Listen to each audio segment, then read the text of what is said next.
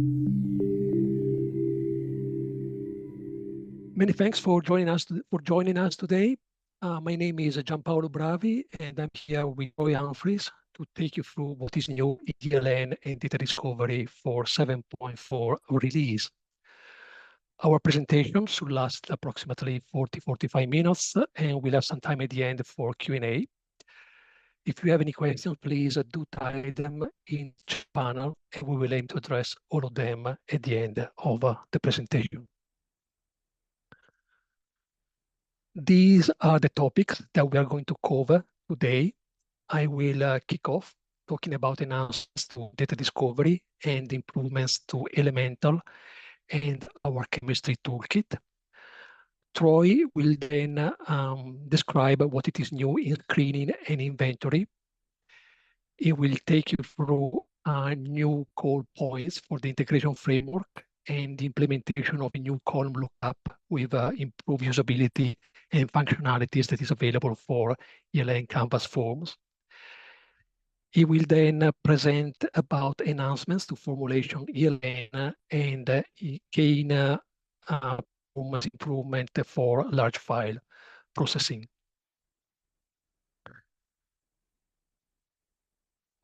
First of all, let me start with improvements to data discovery and specifically improvements to the integration with Prism.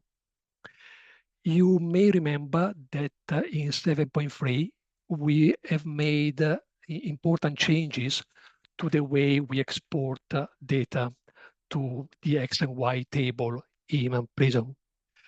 When we export the screening data to the X and Y table, we no longer export replicates as a standard deviation, mean, and count, but we do export individual replicates.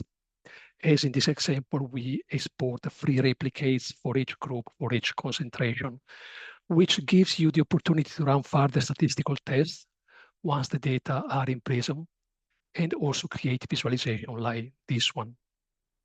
Another important change, enhancements that we have done as part of 7.3 is the ability to include information about the status of knockout points when we export from data discovery.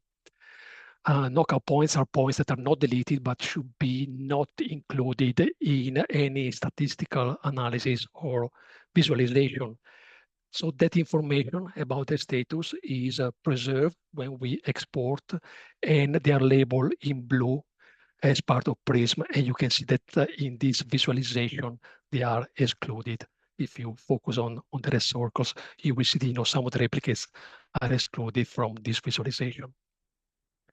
However, the current export is limited to exporting screening data, and users want to export many other data types. They would like to be able to use a Prism export in projects other than based on experiment ID. They would like to use exports in compound ID projects, for example. As a result, as part of 7.4, we have made available a second view in the view wizard, in that you can now export any data from any projects to the Prism multiple variables table. This table is a generic data table arranged in the way that most statistic programs organize data. Each row is an observation. Each row is an observation, and each column is a different variable. And here, basically, you see an example of exporting the data to the multivar table. Once data are in the multivar table, they can be either analyzed directly. For example, you can create a correlation matrix, or you can run a principal component analysis, or they be converted into a different data table using the extract and rearrange functionality. I have a short video to demonstrate the 2 different types of export in action. So starting from the screening project and a query, we can export the data to the X and Y table. This is available in 7.3, as I said. And when we open this table, this is the result. We export all the different all the different replicates as individual replicates. In this case, we have 3 replicates for each group and for each concentration. Now, I wanted to show you how to export the same data, but to the multivar table. So we go back to data discovery, back to the view wizard, and we select the second view, export to Prism multivariable table.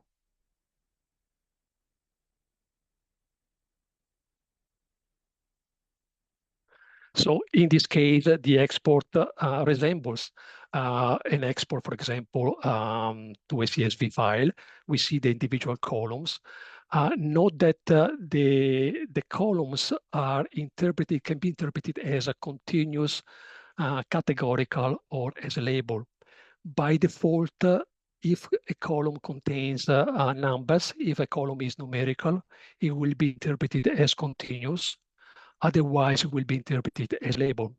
Wherever you have the possibility to change this one, for example, in this case, we are changing this column from label to categorical with a simple click. And this is important because you may need the column to be interpreted as a categorical for a subsequent analysis.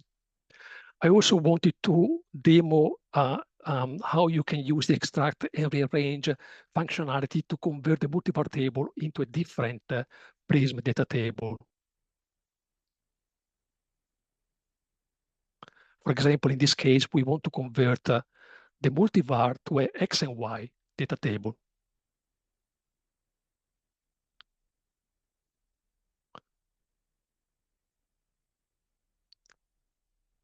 And this is really to demonstrate that the multivar data table is essentially a very flexible type of format.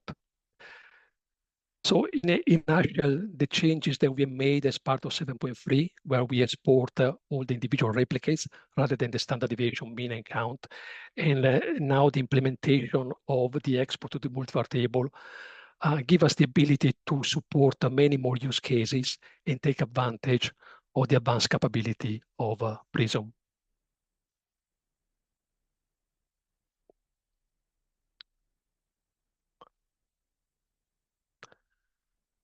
Staying on with the view wizard, we made some important changes to the way we can select pivot columns to create or edit a view. A problem that our customers are facing really when they try to create a new view or edit an existing view by selecting columns from pivot data sources is that the process can be difficult and can be very tedious. And this is really because of the number of columns involved. Pivot columns can be in the hundreds or even in the low thousands. So first of all, we can have a performance issue when we try to load all these columns. And this performance issue has been addressed in the past by implementing lazy loading. Essentially, we load columns in batches. The problem is that the batch size, which is 50 columns, it is quite small. And as a result, the user needs to really click way too many times to load, all the columns. In 7.4, we have made available a global setting that enables to control the batch size. So the batch size can be anything between 10 and 1,000, with the default still 50. And this should give the possibility to the user to achieve a better trade-off between performance and usability and number of clicks. The biggest problem, though, is that if the user needs to select 100 columns out of a few thousand, that will require a lot of scrolling. So that's why they describe the process as very tedious, and also mistakes can easily be made. So we have now made available a checkbox to hide columns that are not relevant. And we define a column as not relevant if the column does not contain any data relatively to the currently active query it list. So if the column is empty relative to the query it list, it will not be loaded. And this can have a significant effect on the number of columns that need to be loaded. And by default, this checkbox is checked and only columns containing data relative to the query it list will be loaded.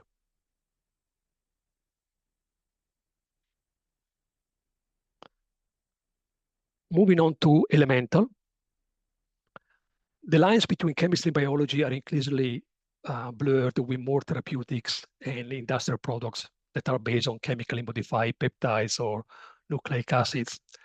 So it is important that we deliver the appropriate tools to our customers engaged in peptide or oligochemistry. As part of 7.4, we made important improvements to Elemental in that we have provided the possibility to type or paste biological sequences in Elemental, which can then be subsequently edited. So in Elemental, we've added a new functionality called the paste sequence, which allows you to type or paste a sequence of monomers. Also, monomers are described as S groups, so they can be collapsed, so they can be represented by a single letter amino acid code, or they can be fully expanded to reveal the full chemical structure. So for example, if we copy this sequence and then we move to elemental, we can paste the sequence in. Initially, the sequence is represented, with the full chemical structure expanded, but we can collapse either a single amino acid or we collapse them all. We can use a clean structure from the top bar to beautify the sequence. We can then expand a single or we can expand them all. We can also type in RNA and DNA sequences. And again, they are represented as groups, so they can be collapsed or expanded. And we also support ELM notations. And importantly, for customers using Bioregister, this is integrated with their monomer library. So you can type in a residue, a monomer, as long as it is present in the Bioregister monomer library.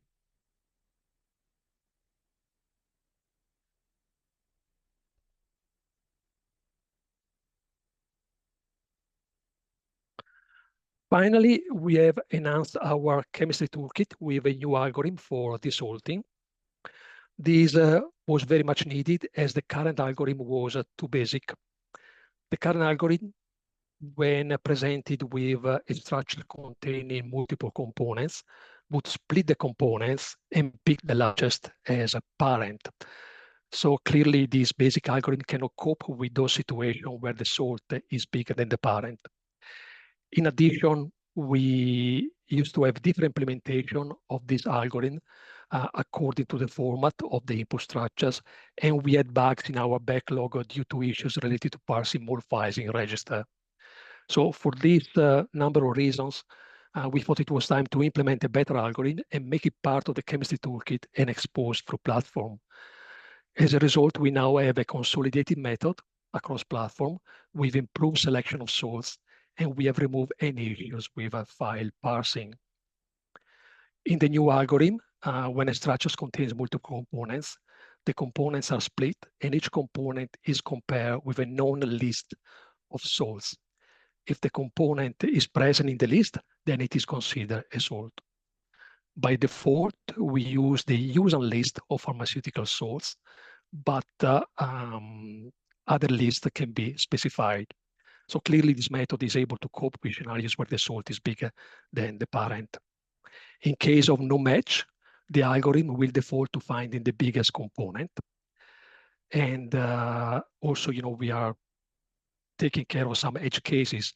For example, if after the desalting process, there is still more than one component, it will pick the biggest fragment again. If the fragments have equal number of heavy atoms, then it will use a molecular weight to solve the tie.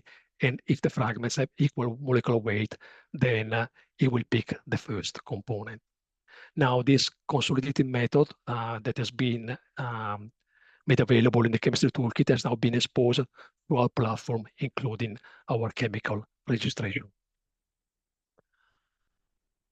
Okay, I'm now passing the ball to Troy, who will continue talking about screening enhancements. So I'm stopping share. All righty, thank you, Gianpa. Gianpa, can you see my screen, hopefully? Yes. All right, in my section of the webinar, I'll focus on what's new in the 7.4 release in the ELN. So what's new in the platform on the data capture capabilities. I'll highlight new features in screening, in inventory, and integration framework. I'll highlight new column lookup, select list features. We'll review some of the new formulation ELN and process capture capabilities, and I'll finish on a note about parsing large file data when uploaded into the ELN. So I'm going to start in screening. And one of the new features that I find pretty exciting is 95% confidence intervals. So you can now set the whiskers or the error bars on charts in screening based on 95% confidence intervals. So what are 95% confidence intervals? They're the range you'd expect 95% of the measurements to land if you measured 100 times. And it's a common way to identify outliers you want to knock out. So you no longer have to rely on logic, like I know it when I see it, to determine what those outliers are. You can have a more systematic approach to identifying points to knock out. So as an admin, you can set that error bar display in a couple of places. You can set it per analysis. So this is the wizard for creating analysis. At the very bottom, you can see use ANOVA 95% confidence interval. And so you could have different charts associated with different analysis within the same experiment, some of which use standard error, standard deviation, and others 95% confidence interval. But you can also set as a default, as a protocol level setting, using 95% confidence intervals. And so this is what you'd see in PRISM. Very similarly, if a point lands outside those whiskers, it could be a good candidate for knockout and exclusion. So in addition to 95% confidence intervals, the system has always calculated some other statistics that help you analyze your data, like mean, standard error, standard deviation, percent CV. However, they were only available on the fly when you were in the experiment, and they weren't captured in the database. So as a consequence, you couldn't use SQL to include them in things like sample QA, which is shown down here. Very common in screening to have well results, which report the result. But because we weren't storing the data in the database, you couldn't add things like standard error, standard deviation, 95% confidence interval to these reports. To your PDF reports also means it couldn't be returned in browser data discovery queries. And so with the addition of these new tables now, so these are new tables that you'll get out of the box when you upgrade to 7.4.0, you'll be able to include this data in those configurations. So Gianpa talked about knockout points and mentioned that in the 7.3 release of data discovery, that the knockouts were retained in the PRISM export. And we've now extended that capability into screening in the 7.4 release to match. So however you knock out points in your screening experiments using the charts or from the plates now, when you go through the workflow to export the layer to PRISM and open that PRISM file, there's knockout points, which are called excluded in PRISM, come across as knocked out, which you can then knock them back in if you so choose. So no longer does the user have to play this reconciliation game between what's in screening and what's in the opened PRISM file to make the knockout points align. They'll come in to PRISM knocked out already. All right, we're going to shift gears to talk about inventory in this next section. So since the initial launch of our new inventory module way back in 6.1, we've continued to invest in inventory and build more features. And I've got a few really user enhancements and API related features to show you as part of the 7.4 release. So first, in 7.4, users are no longer prevented from moving checked out containers. So in the past, so here's an example of in a box of a sample, and you can tell it's been checked out by this little green bar. And so remember these icons here for checking in and out are here. And in the past, this move function was unavailable if the container had been checked out. And we've released that constraint now. So what this enables you to do is have setups where a user checks out a container. So maybe it's something they bring to their bench, they're using actively, is typically why you use checked out. And then you've consumed that material at your lab bench. You may want to move it to a trash location. And so now you're able then to make that move without first having to check it back in and before you can make that move and reassign it to that new parent trash location. So that button will be available regardless of the check-in status. Another change in inventory in 7.4 is in the grid location summary tables.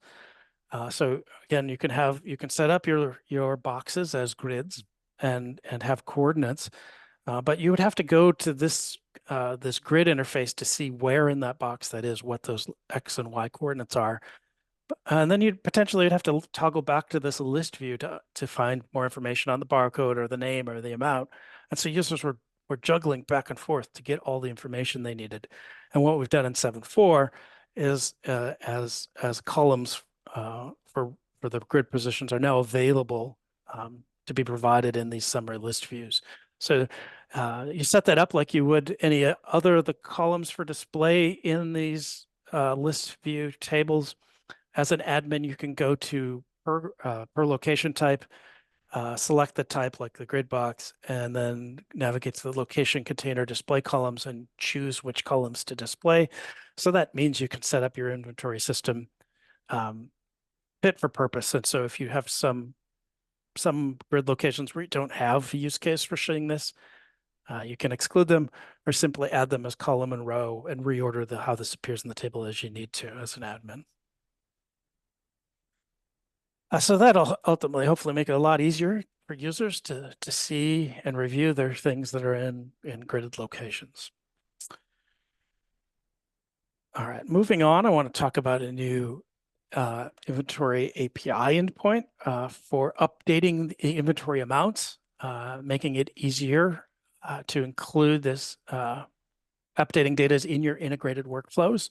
So we've provided two new endpoints. One is an update amount that simply allows you to provide just the amount and the units, and then whether or not you want to recalculate the gross weight, considering the tare weight, which in the UI you can do with this checkbox. You'll drive the calculation from the combination of the three fields. So that's also a parameter in the API under the automate calculation. So simply providing these three parameters of data in your API call, you can reset the amounts in inventory. We've also provided a reduce amount endpoint where you provide that container ID. And that will enable the system to do the math for you, essentially. So if you can simply provide the amount that you've consumed, and then we'll calculate from the current amount in inventory what that new amount should be, along with also the option to recalculate the gross weight. So I'll show you in a moment use of the deduct endpoint in action. But before we get there, I want to discuss integration framework. So integration framework, of course, is our tool for making API calls. It's our Apache NiFi-based manager for API-based data and action exchange. So it allows you to configure config that is API-based rather than in the past SQL-based, but primarily what you'd use. Lots of reasons to transition and start using API-based config enabled by integration framework. And what we've done in 7.4 is expanded the ways you can set off and trigger those API workflows to run. And so a couple of ways before 7.4, you could trigger workflows using SQL was with run action and column alters. And also there was an area in the protocol settings that admin could access called calculation SQL that allow you to trigger some things to run based on the change of status in an experiment, like creation, perhaps clicking save, closing, and countersigning as examples. So in addition to running essentially SQL statements now, we can also trigger integration framework API workflows as an option from the same place you configure these in the past. So as an example, you might use APIs when you create an experiment. You want to pull some data in from a third party and populate an experiment upon creation. You can build those workflows now and automate that workflow. So we don't often show you, it's a technical process, setting up an integration framework. You have to be knowledgeable of APIs, and it's not always the most exciting demo, but we're going to demo here next, I think, because from a user perspective, what you can do using integration framework and APIs to configure your workflows. So in this next video, I'm going to show you, we're going to have an ELN experiment that has a table on a bespoke Canvas form for specifying those inventory records that you're going to use in the experiment, and that'll sit on top of integration framework and inventory APIs. When we'll also use that new deduct endpoint then to update the amounts in inventory after specifying how much was used in the experiment. So an example of how you might use not only the inventory APIs, but integration framework. So I've got my form here. I'll click play on this video in a second. It's my experiment. I've got a form for how much and which inventory records are used. You can see as a starting point, I've already selected my 5 inventory records, and this sits on top of the APIs as well. It's pulled in some data like the amount that is associated inventory right now, and for each one of these, it's 20 mils. And as I click play here, I'm going to move over to the right-hand side of the screen and start entering the volume that was consumed in this experiment and the units for each of those, in this case, volumes. Just to show you, we're in a second here, we'll change the last 2 rows. We're going to enter this in mixed units and show you that the deduct API endpoint will handle the mixed units. So some of these in microliters. We've paused the table here so we don't get that flashing refresh. I'm going to select the rows and unpause. And in this case, I'm triggering that integration framework behind a button. And you can see then what we've returned in that API response is the updates of those current amounts have all subtracted from 20 mils to the new value. We also in the far right see the response that those API calls didn't error. They were handled successfully. A notification that deduction happened. And then as the last point here in the video, I'm just going to navigate into inventory, and you can see that the API has behaved as you'd expect, and the amounts reflect what we just saw in the ELN. So example of using integration framework here to integrate inventory with your ELN.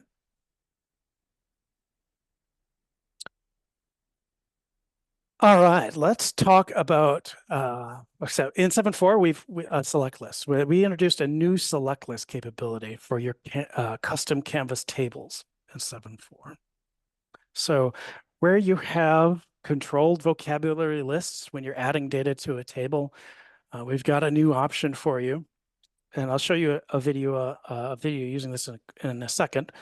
It's a new configurable interface that allows users to see really more columns of metadata, allows you to filter that data and sort that data, ultimately enabling your users to decide which values to select to add to that table. It makes for more informed decisions and an easier process for deciding which values to pick. So I'll show you that here in this next video. Which in this case, we have a form that has a table for specifying ingredients, and there's a new lookup under this ingredients column, and I'll click on that row as I start here, and that'll launch this new interface where you can see there's my IDs for my ingredients, but I have additional metadata here. I've got density and cast number and cost per grams and the name. You can now filter on that data. You can use whatever logic you like here. We're just going to pick some density values that reduced by list. You can sort that by cost. Also going to filter, I think, here in a second on name just to make that list a little smaller. I was going to find things that have CH in the beginning. And I've gone from a really large list now to a shorter list where I can pick those 3 values that I want to add to my table. So you can pick one or multiple and make better decisions when working with select lists. So this is available again on Canvas forms and advanced tables. And this is definitely a use case for our materials process capture, where you would specify ingredients. And so it's a good transition now to talk about what's new in our formulation ELN and process capture and multi-experiment workflows. So recall as a point of introduction here, multi-experiment workflows are experiments where you build networks of linked experiments, and the system automates that flow of the products of an upstream or formulated products of an upstream experiment into the ingredients of a downstream experiment. That builds the genealogical lineage or the history of what you made through that inheritance. And this was available originally in the 7.1 release. And you can see when I clicked the connector between these 2 process experiments, I get a summary of how those products flowed into the ingredients of this experiment here and individually is listed in that table. But before the 7.1 release, what you didn't have control over as a user is picking which ones of these should inherit to the downstream child experiment. And of course, that's critically important because in your workflows, it's probably more often the case that you only want to proceed in your pipeline with a sub-selection, a user-defined sub-selection for that inheritance. So it better fits a real-life scenario where you want to cherry pick that inheritance. And now you can do it 2 ways. So in the summary table of your formulated products, you can simply check whether they should be inherited or not. You make some decisions about what to continue in your flow. But also on this screen, when you click the Add Existing Experiment or Create New Experiment buttons, that'll launch a modal for creating those new experiments. And the second step there is for you to select the available products from that parent experiment to include in the child when you're adding those experiments to the workflow. All right, let's dig into some of the improvements within the individual process experiments you might include in a multi-experiment workflow. One of the, I think, really impactful changes in 7.4 are improved table ergonomics. Our goal here was to make a more Excel-like experience. Obviously, a better user experience is meant to improve adoption, make it easier for users to start using these new features. So what we've done in this release is done a few things. First is tab and arrow navigation. It's been improved a little bit. When you focus on cells, in the past, it was a little challenging. Now it's single click entry and you can just start typing. You don't have to double click to focus in the cell. Also, when you do make changes, that data is automatically saved when you click enter or you navigate to the next cell. And with numeric amounts now, you don't have the up and down carrots you used to see in old versions. You just start typing the numbers. Ultimately, we've dramatically reduced the number of clicks that a user needs to make to get data into these tables. So better table ergonomics, which are available in 7.4, specifically in the formulation in those process capture forms. And we do plan to implement some of these same table ergonomic improvements in custom Canvas tables, something Gianpaolo will be working on, and you'll see coming in 7.5. So continuing on here with process design and process capture. In process capture experiment, we've made it easier to define process variations that result in unique end products. So we've recognized the need to plan for hundreds or more variants without needing to define them one by one. So in past releases, you could add variations and it would copy the first one, or you could create empty ones, but that's obviously a lot of clicks and a lot of potential for error-prone mistakes when you want to make hundreds of them. And what we've done is really created an interface that allows you to more easily create those variations. And I'll show you how that works here in this next video. So I'm going to click play here. A new option here to add multiple variations, which launches this modal. I'm going to pick an ingredient, in this case, chloroform, and here I can specify the range or the start and end values. And if I want steps of 1 gram, that'll create 5 increments. So 1 gram, 2 gram, 3 grams at each of the variations. I'm also able to swap out component ingredients. So the use case here is if you have an active pharmaceutical ingredient, an active ingredient, you want to see which one works and performs the best. So in this case, I want to swap out butadiene for this dichloride compound. One variation will get the first one, another second variation will get the second one. You can group multiple ingredients together and swap out the groups of ingredients. And what the system will do is take that into account with the constant ingredients, enumerating the total number of variations. So with this interface, you can really scale very quickly to create a large number of variations to test in your experiment. And when I add those, in this case, now what we've ended up with is 15 variations that I've produced rather quickly and easily within the system. And as you click through them, you see the changes. So more in line with how I think most chemicals and materials scientists would think about creating variations. All right, last thing to talk about here. Many customers use processing scripts to parse data from Excel files in experiments. So we've made some changes to enable more performant processing of large files. Under the hood, this has included some library updates on how and methodologies for a speedier reading and parsing of data from those files that ultimately will prevent resource-intense spikes that in the past could cause system outages. So critically impactful. Before 7.4, to prevent catastrophic outages from getting stuck parsing data files, we had a setting that was available as part of a system setting in the browser config file that would basically check uploaded Excel files to see if they were less than 1 megabyte or less than 50,000 cells. And if that were true, you could upload it in the file, but you couldn't use processing scripts to parse the data. So it was great because you wouldn't ever get a system outage resulting from hangups trying to parse that. But it did mean you were restricting users to only uploading smaller files and potentially breaking bigger files into smaller chunks to get them parsed into the ELN. So in 7.4, what we've enabled is we've enabled you to remove the limitations and reduce the risk associated with big data ingestion. Because this is a major change in how processing files and processing scripts work, it's not on by default and it's not generally available upon upgrade. So you'll have to contact Dotmatics, and I'll talk about how to do that in a second. If you're experiencing performance-based file upload limitations, and we'll work with you to evaluate the suitability for deploying these new changes on your environment to enable ingestion of large files. So I want everyone to be aware of these changes, and please do reach out to us if you have these needs.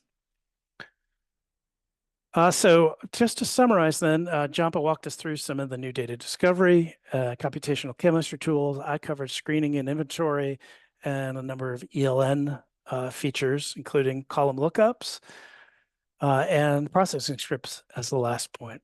So if you had questions or wanted more information about any of these, certainly look to our website. You'll find information there at dotmatics.com and ways to contact us if you have any questions. Technical support is always a great first place to start. Our support team will process your inquiries very quickly, either through the email support@dotmatics.com, or you can reach out to support through the community.dotmatics.com. And again, any of these new features will be highlighted in our documentation and in our release notes on the support site. And perhaps the quickest way to navigate to find that information is through the platform itself and the question mark icon, which will bring you to the documentation. So on behalf of Gianpaolo, thank everyone for attending our 7.4 webinar, and we'll spend a little time answering questions in the chat.